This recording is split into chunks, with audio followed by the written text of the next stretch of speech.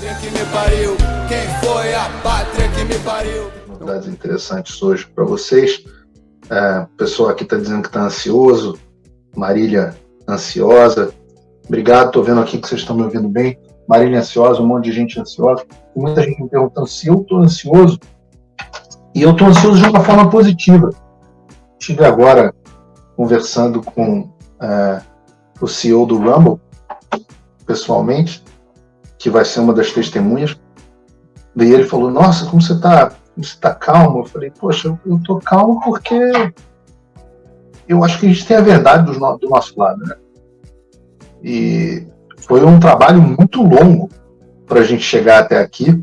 Foram muitos e muitos meses, pelo menos.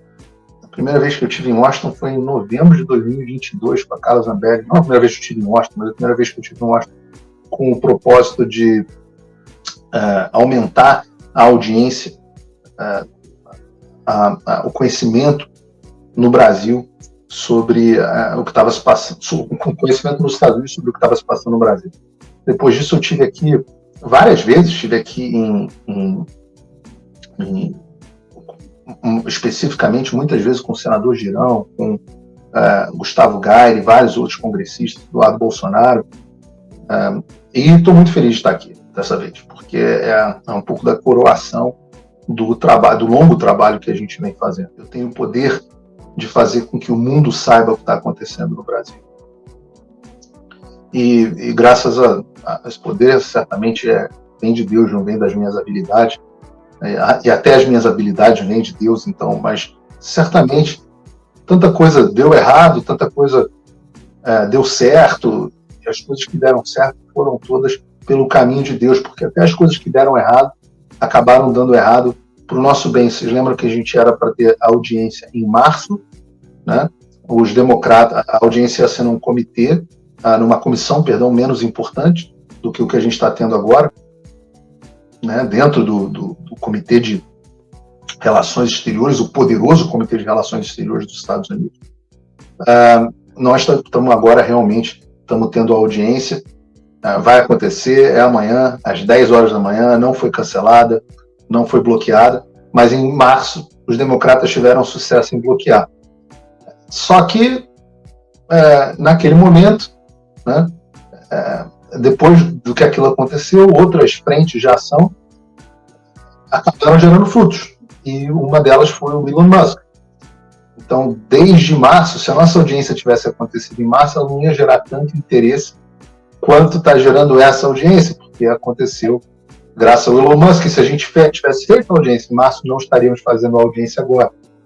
Então, toda aquela comemoração da esquerda, os bolsonaristas deram a cara na porta, fizeram coletiva do lado de fora, e a gente no House Tribe fazendo coletiva. Então, tudo aquilo, no final, acabou sendo para o nosso benefício, porque não só aumentou o interesse no assunto, o Chris Smith, e nós vamos falar sobre novidades aqui dele, tornou esse o assunto central, um assunto central para ele, e falou que se algum congressista brasileiro que esteve aqui com ele sofrer sanções, ele não vai deixar pedra sobre pedra.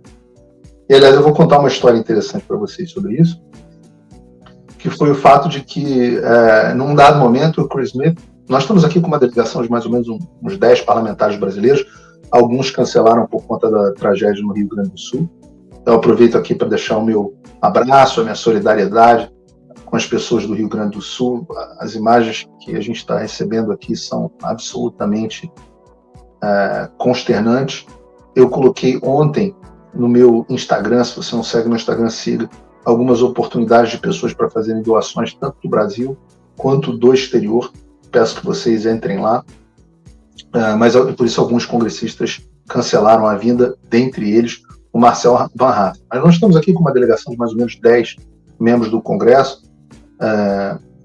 Algumas coisas interessantes. Hoje eu conheci pessoalmente o Deltan Dallagnol, e vocês sabem que eu fui um extremo crítico, um ferrenho crítico do Deltan Dallagnol na Lava Jato, e foi um encontro engraçado, né? Mas muito cordial, muito cordial. As pessoas às vezes achavam que, Paulo, você não vai prestigiar o Dallagnol?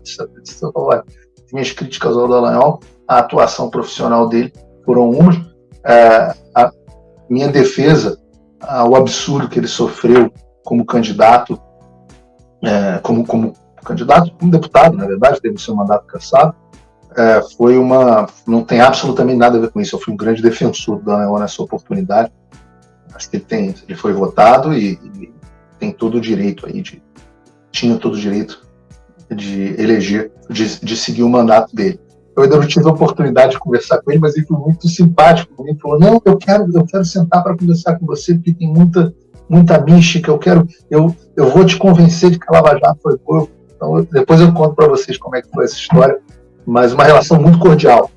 Eu tenho dito para vocês que eu estou aqui com um objetivo que não é um objetivo político-partidário. Meu objetivo é pura e simplesmente a restituição da liberdade de expressão no Brasil. Mas, pois bem, a história que eu estava contando. O Chris Smith fez aqui me falou: olha, eu não queria que nenhum parlamentar viesse, porque eu prometi que se algum deles sofresse sanções e quando chegasse em casa, eu não ia deixar nenhuma pedra desvirada, como se diz em inglês, né? Eu não ia deixar isso passar de jeito nenhum.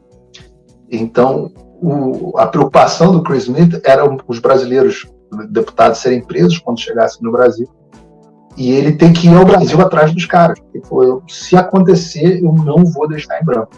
Eu vou atrás deles, e se vocês conhecerem a história do Chris Smith, vocês vão ver que ele realmente já fez isso, inclusive no Brasil, e é uma história muito interessante. Pois bem, falando aqui sobre... Nós temos uma delegação boa, bons nomes. Deixa eu ver se eu abro aqui a lista da delegação para fazer justiça aos nomes que vieram. Vamos lá. Nós teremos da Câmara dos Deputados a deputada Bia Kicis, o deputado Gilberto Silva, o deputado Felipe Barros, o deputado Eduardo Bolsonaro, o deputado Marcos Polon, o deputado Gustavo Gayer, o deputado Nicolas Ferreira, o deputado Paulo Bilinski, o deputado Rodrigo Valadares. E do Senado teremos Eduardo Girão, com a justa ressalva de que nós não teremos o senador Magno Malta, porque ele se recupera de uma cirurgia, coitado do Magno. Falei com ele hoje por telefone, mas essa audiência surgiu de uma visita minha com o senador Girão e o Magno Malta, importante dizer, sempre foram aliados de primeira hora. E o outro que sempre esteve conosco foi o senador Jorge Seif, mas que eu já falei isso com vocês, esse é o momento para ele ficar lá quietinho, um pouquinho esperando o julgamento dele, porque a gente precisa dele no seu longo mandato. Bom, algumas novidades muito interessantes que aconteceram hoje. Explicar um pouco para vocês, talvez, um pouco a dinâmica da audiência. A audiência vai ser às 10 horas da manhã, no Comitê de Relações Exteriores, na sala do Comitê de Relações Exteriores. É aquela sala bonita que vocês estão acostumados em ver em filme. Vai parecer que eu estou numa cena do Oppenheimer, eu vou sentar lá naquelas mesinhas na frente, tem uma audiência atrás, e bonitões lá em cima, no alto, ficam os congressistas. Nós teremos 3 testemunhas, nós teremos 4 testemunhas no total. 3 delas foram testemunhas chamadas pelos republicanos e uma testemunha chamada pelo Partido Democrata. As testemunhas convidadas pelo Partido Republicano, que tem a maioria da casa, foram o jornalista que revelou os Twitter Files, jornalista internacional, autor premiado, jornalista premiado Michael Schellenberger, que vocês devem conhecer. Ele já esteve no Pingo, olha, ficando esclerosado aqui igual o Biden, já esteve no Oeste Sem Filtro algumas vezes, teve audiência no Congresso do Brasil, uma figura que ficou bastante conhecida. Você tem, além dele, o Chris Pavlovski, que é o CEO do Rumble. Vocês devem lembrar que o Rumble foi bloqueado no Brasil. Hoje vocês não conseguem mais acessar o Brasil, do Rumble do Brasil. E o nome dele é Chris Pavlovski, e o Paulo Figueiredo, que sou eu, que vou ser o único brasileiro, de fato, a testemunhar nessa história. Rolaram na imprensa boatos de que o Elon Musk iria testemunhar aqui. Isso, de fato, chegou a ser cogitado, mas o problema da imprensa que ele dá notícia antes dela se confirmar é que às vezes as coisas não acontecem, Mas ele não vai falar aqui nessa ocasião por um bom motivo. E a gente vai ter aí nos próximos dias, talvez semanas, uma surpresa boa com envolvendo o Elon Musk. Na verdade, mais de uma surpresa boa envolvendo o Elon Musk. Deixa eu pedir a vocês que curtam o vídeo. Essas são as 3 testemunhas republicanas que vão falar. É importante que essas não são as 3 únicas testemunhas republicanas. Além do testemunho destas pessoas, há os testemunhos por escrito.